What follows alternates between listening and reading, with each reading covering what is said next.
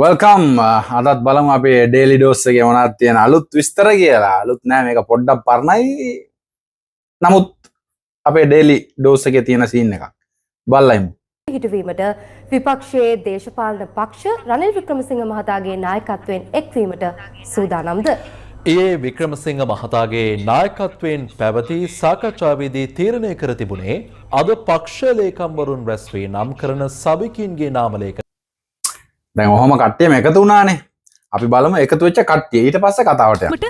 සහභාගී වූ පිරිස මේ සමගී ජන බලවේගයේ නලින් බණ්ඩාර, හිටපු කතානායක මහින්ද අබේවර්ධන, පොදුජන පෙරමුණේ ජාතික සංවිධායක නාමල් රාජපක්ෂ, නිදහස් පක්ෂයේ නිමල් සිරිපාල් ද සිල්වා සහ දුමින්ද දිසානායක, පොදුජන එක්සත් පෙරමුණේ අනුර ප්‍රදර්ශන යාපා, කම්කරු ජාතික සංගමේ නායක පළනිදි ගම්බරම්, ප්‍රජාතන්ත්‍රවාදී ජනතා පෙරමුණේ නායක මනෝ ගණේෂන්, ලංකා කම්කරු කොංග්‍රසයේ මහලේකම් ජීවන් තොණ්ඩමන්, පිවිතුරු හෙළ උරුමේ නායක උදය ගම්මන්පිල, නව ප්‍රජාතන්ත්‍රවාදී පෙරමුණේ අසංක නවරත්න, සුගීශ්වර බණ්ඩාර සහ වීරකුමාර දිසානායක, හිටපු පාර්ලිමේන්තු මන්ත්‍රීවරුන් වන ප්‍රමිත බණ්ඩාර තෙන්නකෝන්, ප්‍රේමනාත් සී දොළවත්ත, නිමල් ලංසා, මොහොමඩ් මුසම්මිල්, එක්සත් ජාතික පක්ෂයේ සභාපති වජිර අබේවර්ධන, මහලේකම් තලතා අතුකෝරල, ජාතික සංවිධායක සාගල රත්නායක සහ හිටපු අමාත්‍ය හරීන් ප්‍රනාන්දු. එම රැස්වීම අවසානයේ එක්සත් ජාතික පක්ෂය නිවේදනය කළේ ජාතික ජන බලවේගයට බලය හිමිනු කියලා තියෙන්නේ මාලිමාවට එරෙහිව ඒකාබද්ධ කටයුතු කිරීමට රනිල් වික්‍රමසිංහ නායකත්වයෙන් පක්ෂයේ දෙමාපක්ෂයෙන් කොහොමද දැන් කට්ටිය ආවනේ. දැන් කෝ මෙතන ප්‍රජාතන්ත්‍රවාදය කෝ. දැන් මුන්ට ඡන්ද දුන්න අය මේකට කැමතිද?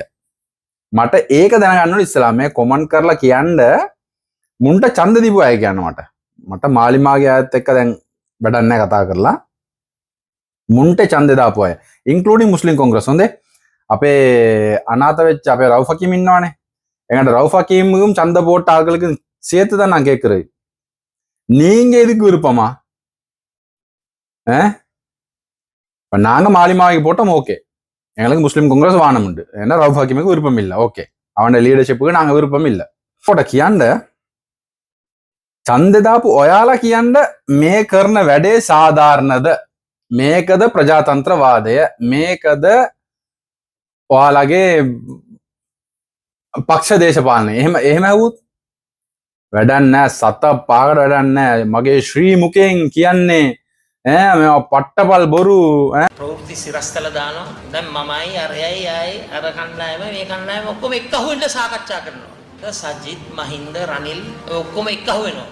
අමූලික පට්ටපල් බොරුවක්. අපිට කාත් එක්කවත් එක්කහුව වෙන්න අවශ්‍ය නැහැ. දැන් ඔය හිටපු දැන් සම්පූර්ණ මාලිමාවට එගේන්ස් දැන් 159 එක පැත්ත ගත්තම අනිත් පැත්තේ ඉන්න හැම පක්ෂයම දැන් එක පක්ෂයක්. උන්ට නැහැ ප්‍රතිපත්තියක්. උන්ට නෑ මේ පක්ෂයේ ප්‍රතිපත්තියක්වත් නෑ මං හිතන්නේ. ප්‍රජාතන්ත්‍රවාදය කොහොමත් නෑ. අයියෝ ඡන්ද දානකොට උන් කිව්වේ නෑනේ අපි පෙරදුනොත් අපි ඔක්කොටම එකතු වෙමු කියලා කිව්වේ නෑනේ. සජබේ කිව්වේ අපි පුටුවට අලියට ඔක්කොටම විරුද්ධයි. හැබැයි ඒ අතින් දිලිත් ජයවීරට ස්තුති කරන්න ඕනේ. අයියෝ පොර කොන්ද ගෙලින් තියාගෙන කිව්වා UMP එකෙන් බොරුවට කිව්වා මේ සර්වජන බලවේගයේ කවුද මේ දිලිත් ජයවීර අපේ Zoom එකේ ජොයින්ට් වුණා කියලා පොර රෑම කියලා තියෙනවා Facebook එකේ පෝස්ට් එකක් දාලා ඒක බොරුවක් කියලා. වජිරය කිව්වේ ඒ බොරුව. හරි වජිරට කපන්න කෙලින්ම කිව්වා බොරුවක් මම ඒකට සහභාගී වුන්නේ නැහැ කියලා. ඒ අතින් කොන්දපන් තියෙන පිරිමියෙක් දිලිත් ජයවීර. හරිද? ඉතින් අනිත් උන් යන වෙන මොන කතාවද? නාමල් කියනවා වමේ අය එකතු කරන්න ඕනලු. යාගේ රස්සාව ඒකලු.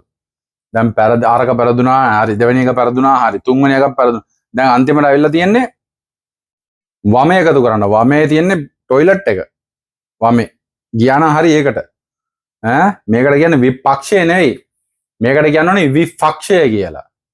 තේරෙනවද? තේරෙයි වෙනස විපක්ෂයටයි විපක්ෂයටයි. දැන් උඹලා ඔක්කොම මාරුවට ඒක කරගනින්න. ඒකට තමයි හරි උඹලා. දේශපාලන අතින් අනාතයි. මේ ඒත් එක්කම සභානායක අපේ බිමල් සහෝදරයා කියලා දෙනවා හොඳට දෙහි කපන විදියට මේ අනිත්තුන් අනම්මනන් දාගෙන આવොත් වැඩක් නැහැ. ඒ ගම පාළුවට යන එකයි වෙන්නේ. මෙතන තව ප්‍රශ්නයක් තියෙනවා. ගමේ ඉන්න ඔයාලා මේකට එරෙහි වෙන්න ඕනි. ඇයි කියලා කියන්න. ඒක මාලිමාවට සපෝට් කරන්න නෙවෙයි. ඔයාලගේ ගම දියුණු කරන්න ඔයාලා මේකට එරෙහි වෙන්න ඕන. ඇයි කිව්වොත් විපක්ෂයේ කෙනෙක් මේ සභාපති වෙලා ඉන්නකොට දැන් ආණ්ඩුව මාලිමාවේ පාර්ලිමේන්තුවත් මාලිමාවේ හරි සල්ලි මොනකට හරි පාස් වෙයිද කියලා හිතන්නේ නෑනේ. ඒක සාමාන්‍ය මිනිහෙක් කියලා හිතන්නකෝ. සාමාන්‍ය මිනිහෙක් පක්ෂ පාට බේද ඔක්කොම පැත්තක තියලා වෙන්නේ නෑනේ. ඒ නිසා ඔයාලගේ ගම දියුණු කරන්න ඕන නම් හොඳම වැඩේ මේකට එරෙහි වෙන එක.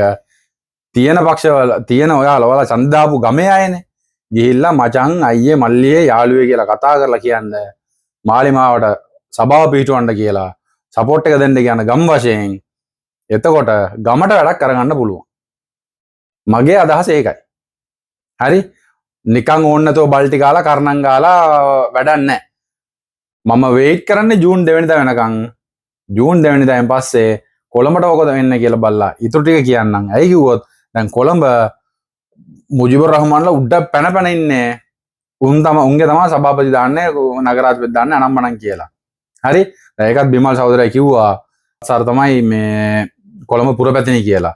හරි එතකොට ඒකත් බලමු. මං එදා දෙවෙනිදායෙන් පස්සේ සජිත් රනිල්ට වෙනම හොඳ කුණුහරුපෙන් අමතන්නම් මේ සෙට් එකටම මේ ඔය කලින් ෆස්ට් එකේ දාපු නම් ලයිස්තු ඉන්න ඔක්කොටම. දැන් ඒකෙන් ඔක්කොම කොහොම හරි දැන් මේ රටට හොදක් කරන්න නෙවෙයි මාලිමාව පරද්දන්න ඕන. ඒක තමයි ඔක්කොගේම ප්‍රතිපත්තිය.